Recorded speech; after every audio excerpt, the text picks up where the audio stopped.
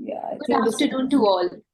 I am Dr. Asavri Sawant, Public Health Specialist at IHW Council, and I welcome you all to this exclusive Guide to Good Health series, an initiative by Integrated Health and Wellbeing Council, powered by JB Chemicals and Pharmaceuticals.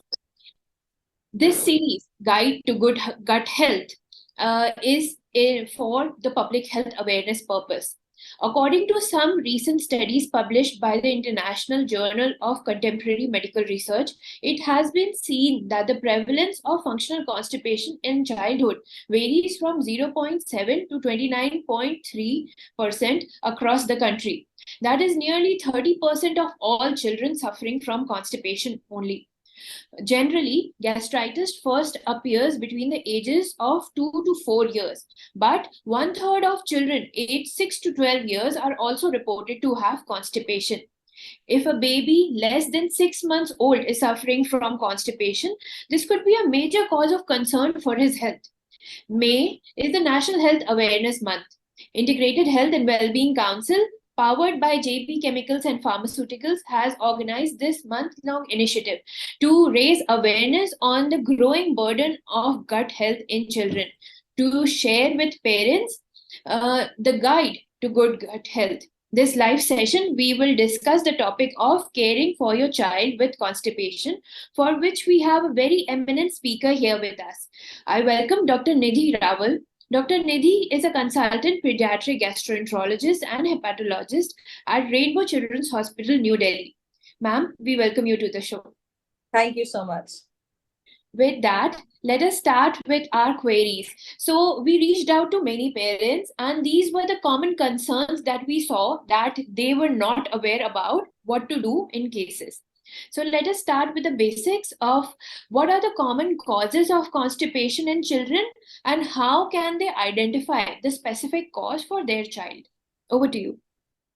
So, see, constipation has become very common in children, ranging from age group of, even 6 months of 1 year of age to any 15, 16, 17, 18 years of age.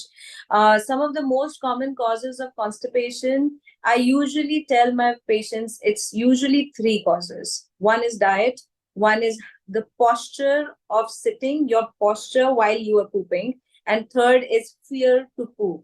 The younger the child, the more is the fear to poop if they've had bad experiences or if they've had constipation in the past.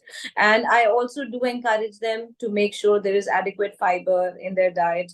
That's usually the most common cause for constipation in children. Thank you so much, ma'am. With those causes being understood, let us go on to signs and symptoms. So, what are the typical signs and symptoms that parents do observe or that are there if their child is suffering from constipation?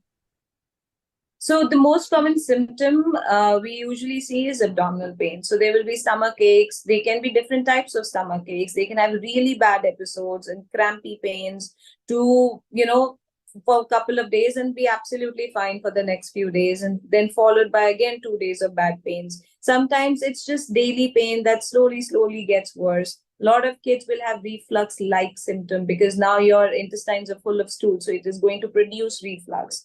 But reflux is not the primary reason for that feeling like vomiting or actually vomiting the food out. It's the constipation that's leading to it. So we have to treat reflux, and we have to also address constipation and their diet. A lot of kids come with vomiting. A lot of kids also come with reduced appetite. So eating difficulties is one of the biggest and most probably underdiagnosed symptom of constipation, where the child will reduce the portion size. My patients will, their parents will tell me they only eat 4 bites and then they really get full. They have this early fullness. They don't eat as well, which obviously compromises their nutrition and growth. Thank you so much, ma'am. Moving on to that, as we discussed, there were some specific causes of constipation in children.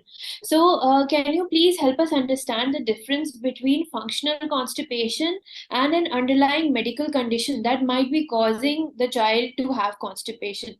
How do these two vary, and how to understand which is the root cause? So I suggest if you or your child or somebody is struggling with constipation or has any of these symptoms, better you see a physician for it, because, like you said, there are some causes which are which point towards an underlying medical problem, and that needs to be diagnosed and treated as soon as possible.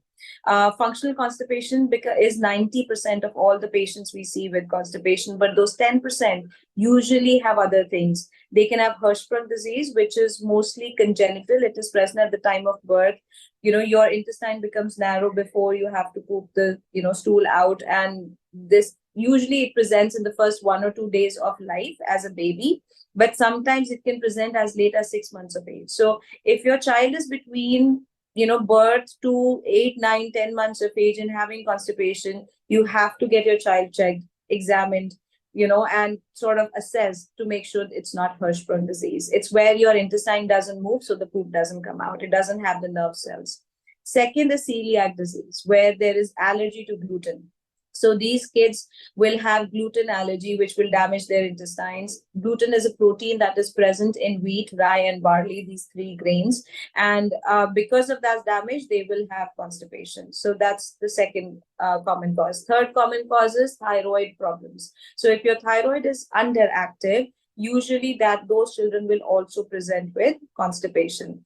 Obviously, if there is an obstruction inside, you had a previous surgery, and now there are scar tissues forming inside and making your intestine narrow, that can also cause constipation. So if you have history of previous surgery, you're facing issues with constipation, you make sure you see a doctor. So, ma'am, also wanted to know, as celiac disease, that is gluten intolerance and lactose intolerance, are pretty common nowadays that we see in children. So, does lactose intolerance also have a relation with constipation? Are these two connected, or does it not have any connection at all? They usually are not. So lactose intolerance is where our enzyme. So lactose is the glucose, is the sugar of the milk, right? So whatever sugar is present in the form of carbohydrate in milk. So some people don't have the enzyme or have less of the enzyme that helps us digest this sugar, and the enzyme is called lactase. When there is no lactase enzyme, lactose does not get digested and it just runs through the intestine like that. It actually produces more bloating and diarrhea. So lactose intolerance usually does not cause constipation. Gluten intolerance, however, is a different ball game. Gluten intolerance is where people get symptoms of bloating, abdominal pain, constipation, diarrhea when they eat gluten, which is in wheat, rye, and barley, but they don't have celiac disease. So their intestines are not damaged. It's just that they don't tolerate gluten so well. So they can have constipation. Okay, ma'am, understood. Thank you so much. So we wanted to know that foods that are low in fiber, such as breads, biscuits, pasta, noodles, etc., are seen to have causing constipation in children. But children who avoid eating vegetables or have less, homemade foods and are dependent mostly on sorry, I believe there is some network issue with our speaker, and we are trying to get her connected back as soon as possible. Please bear with us. Yes, ma'am, we have you back. I guess there was some Sorry, there was technical a error. network issue. No worries. Right. So with that, we wanted to know that children who are following majorly healthy diet, are having fibrous vegetables and fruits and everything, can they also have constipation due to excess of fiber? Is there something like that? So there are two kinds of fiber. One is soluble fiber, which is soft fiber, which is found in vegetables and fruits, where it's soft and has high water content. The other is insoluble fiber, which is dry, which is found in multigrains, different types of millets, jowars, bajras, and all that stuff.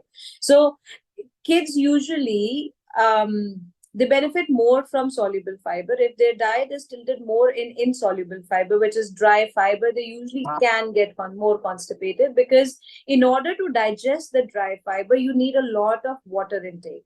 Children usually fall short, not every child, but usually fall short on how much water they should be drinking in the day. So their constipation can get worse if they just do the dry fiber more and not enough of soluble fiber. And obviously a lot of children, we see their diets are very good, very high in fiber content. They also drink a lot of water. It's just the posture of sitting, so we usually do recommend, and physiologically speaking, scientifically speaking, it is better to sort of sit in a squatting style, because that's how your pelvic floor muscles work. We were not designed to sit and poop sitting on a chair. So we do recommend either you use squatting kind of toilets, or you use, you can put a footrest under your legs, uh, uh, with the toilet times, and that helps a lot. A lot of children get a more complete evacuation of their stool. Thank you so much. We would come on to those specific points around toilet training techniques to improve bowel movements shortly. Just wanted to know that this next question has been asked by almost everybody, that what dietary changes can I make to elevate my child's constipation? What are any specific foods or drinks that I should encourage or avoid? So speaking broadly, you just make sure your child has, it's a rule of twos, basically. They need to have 2 servings of fruits every day, 2 servings of salads every day, and at least 2 servings of vegetables every day, which is cooked vegetables. So, and the second part is a rainbow diet. So if you follow a rainbow diet, you get basically every day you eat something that has the color of the rainbow, one thing that will add to the color of the rainbow. So what that ensures is that you get adequate amount of fiber. Raw vegetables and fruits not only provide us with good fiber, they also provide us with a lot of antioxidants, which improves our gut immunity and gut health. And the fiber itself, so the fiber that it provides, it's actually food for good bacteria in our intestines. So when we provide more fiber, we provide more food, and we encourage healthy bacterial population in our intestines rather than the bad ones. Thank you so much, ma'am. Now let us move on to the treatment of constipation in children. So, medically, what is the treatment protocol that has been followed if a child is suffering from constipation? Can you please explain for both cases, for acute constipation and chronic constipation cases, both? So acute constipation, if we think the child is, hasn't passed stool for a few days, we basically do what we call a disimpaction. A disimpaction regimen is basically just cleaning out your intestines. So you basically, if the child is in a lot of pain because he's not been able to pass stool for 2-3 days, there is bloating, there is gassiness. So we start with medications that basically help the child to pass the stool, and we empty the entire colon or the large intestine where usually the stool is stored. So we give them medicines by mouth. They are available in powder forms. They are available in syrup forms. Some of them are stool softeners, which literally just go and soften the stool, but they don't push it out. Sometimes we use stimulant medications where it pushes the stool out for a more rapid result. And sometimes we have to use, depending on the patient, some enemas or suppositories which are given through your anal area, and that also helps relieve the hard stool, which provides an immediate relief to the child. And I think going back to your part of chronic constipation, if it is chronic constipation, we start them on stimulant laxatives. We talk about diet. One thing I do tell them is, in chronic constipation, your treatment does not end by just starting the medications. We use stimulant laxatives, we use stool softeners. So there are 2-3 different kinds of medications that we use depending on the child's age, their weight, and their drinking ability also, because the powders and some of the syrups do require a large amount of water to be had with it. And not a 2-year-old will not be able to sometimes manage that. So we have to customize the approach to every patient, but I tell them that starting the medications is just a temporary part of it, right? Because that we are doing to sort of relieve your symptoms right now. But you also have to have a long-term plan. You have to sort of do the diet and the lifestyle modification that's needed to come off of the medications, because we see a lot of kids who will be on the medication, they'll be fine for 2 months. The minute they stop it, 1 week later, constipation comes back. So the whole idea is you have to address what caused constipation, not just treat it. Thank you, ma'am. On the same note, let us discuss what lifestyle modifications or daily routines would you advise to parents of such children so as to regulate their bowel movements in their lifestyle and so that in future they do not suffer from constipation again and again. So some of the lifestyle modifications, first and foremost is physical activity. Our body has to be active. The more our body is active, the more our intestines become active. They move better. They have much bigger and stronger contractions, which is, what we feel when we get the urge to go and poop. Second is making sure that your child's experience with pooping is not difficult, it's not negative. Otherwise it will create a negative feedback for your child, and your child might withhold, what we call, might consciously or subconsciously start withholding stool. Second, you encourage the squatting posture. In younger kids it can be done with the baby potties that we get for training them, and in the older kids you can use a footrest. Fourth, healthy dietary habits, of course. Fifth, sleep is very important. Good amount of sleep, good quality of sleep is extremely important for your gut health. So these are some of the things, I think, some lifestyle modifications that one can use, and try to have a schedule of sort of passing stool in the morning, so that throughout the school day, throughout those hours when they are in the school, they don't have to withhold their stool. So that is also something that we work on with our patients usually. Thank you so much, ma'am. With that, we would also want to know that how important is passing stool at regular and fixed times important for a healthy bowel movement in young children specifically? I think it's important to pass stool daily, because the time that food takes from our mouth to from our stomach to our lower intestine is about 8 to 12 hours. So it is important to pass stool daily, or maybe every 1.5 days or something, and make sure it's soft, it's not difficult, and child doesn't have to strain through it. Passing at the same time every single day, I think it's an unrealistic expectation all the time, because children have to rush to school.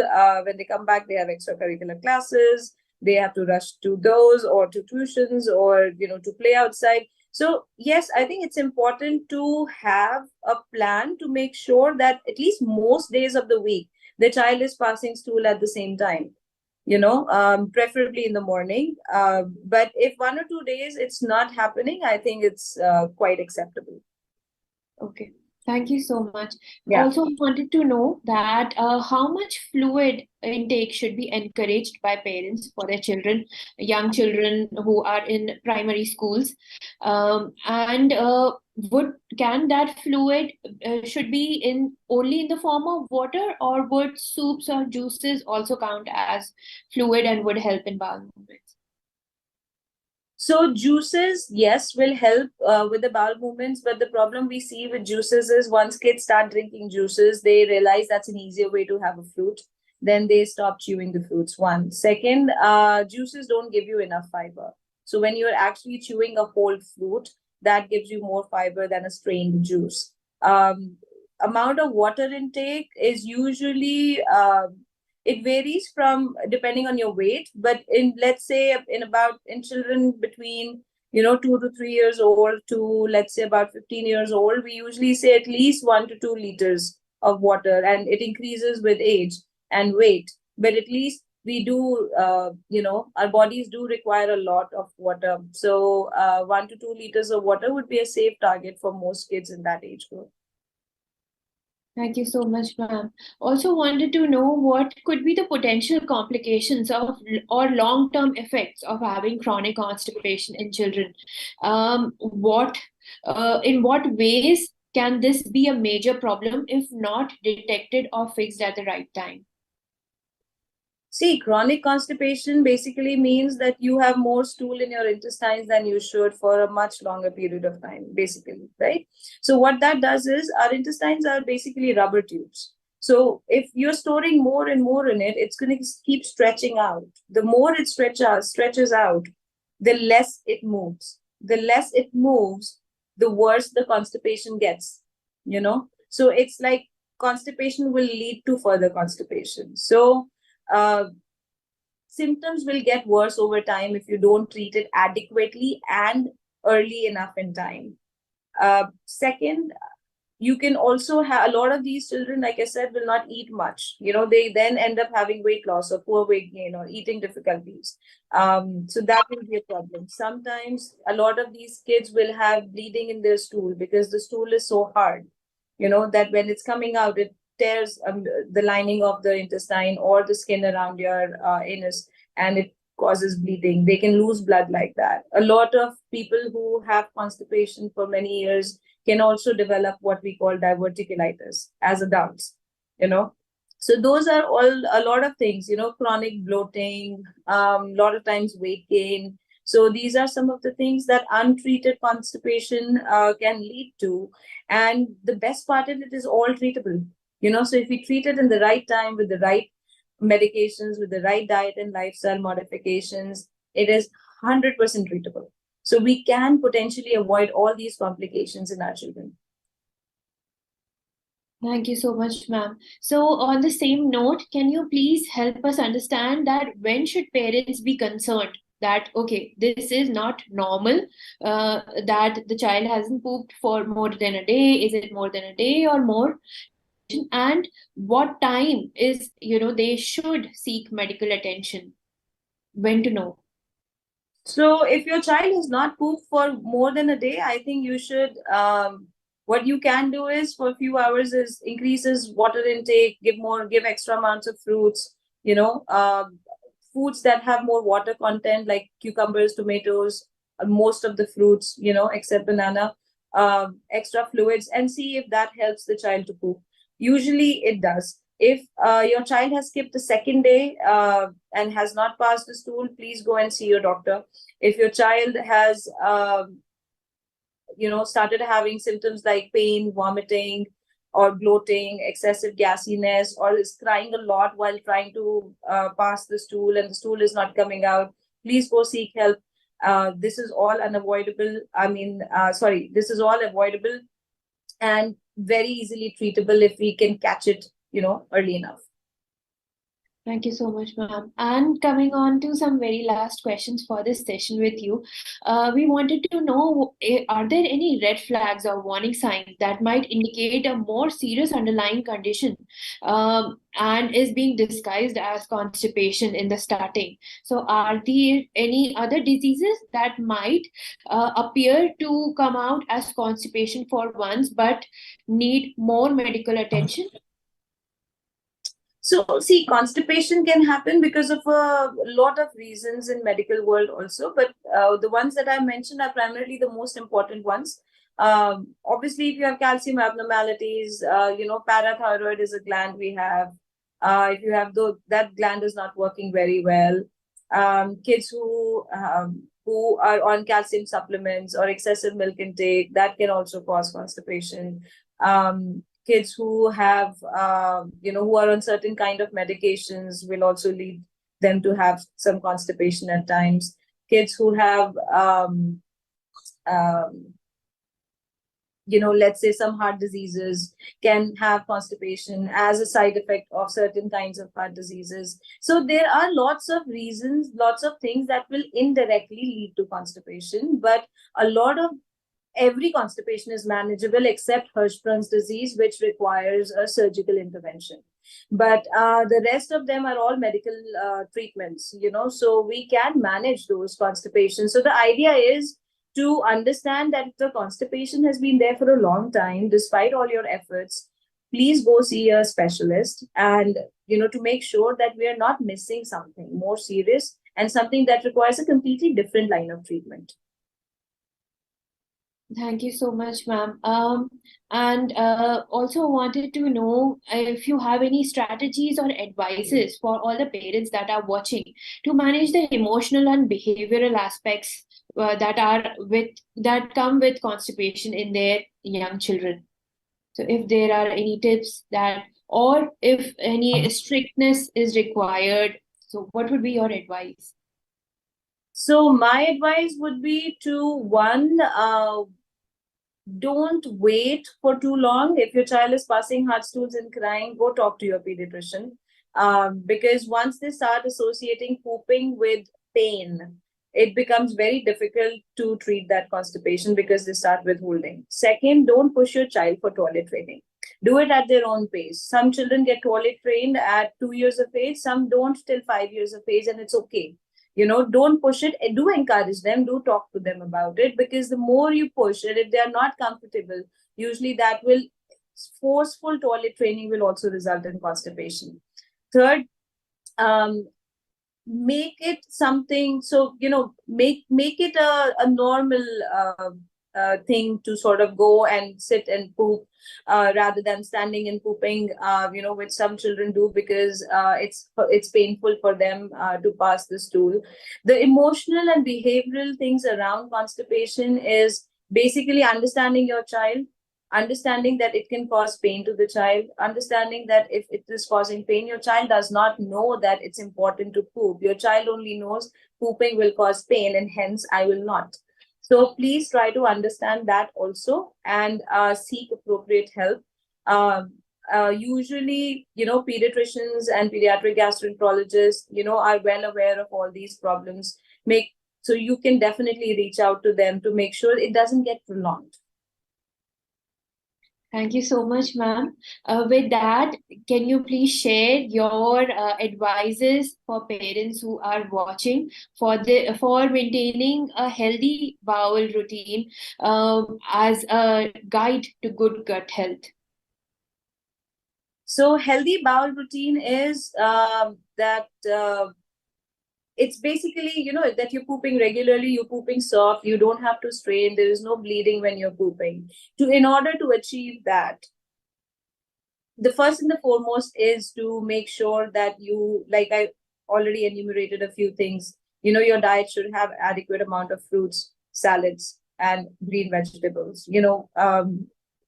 When I say green vegetables, I actually mean green vegetables. So all the gourds, all the leaves that you can have. Paneer is not considered a green vegetable, which, I usually have to tell everybody.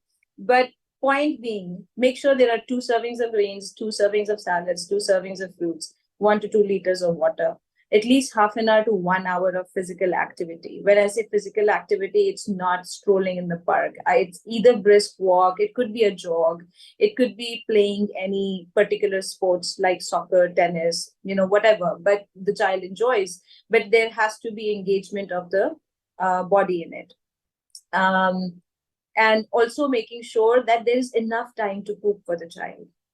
So you want to make sure that the child wakes up maybe 10 minutes early in the morning, sits on the toilet, spends 10 minutes on it. It shouldn't be going in 1 minute, sitting on the toilet and coming back out, because then they poop a little, but not all of it.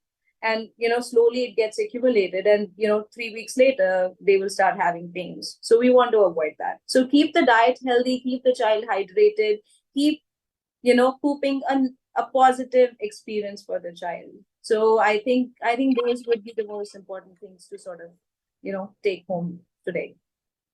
Thank you so much, ma'am, for imparting all your knowledge and guidance on this topic with us today. It was great to have such immense knowledge from Dr. Nidhi Rawal, who is our guest speaker for this session.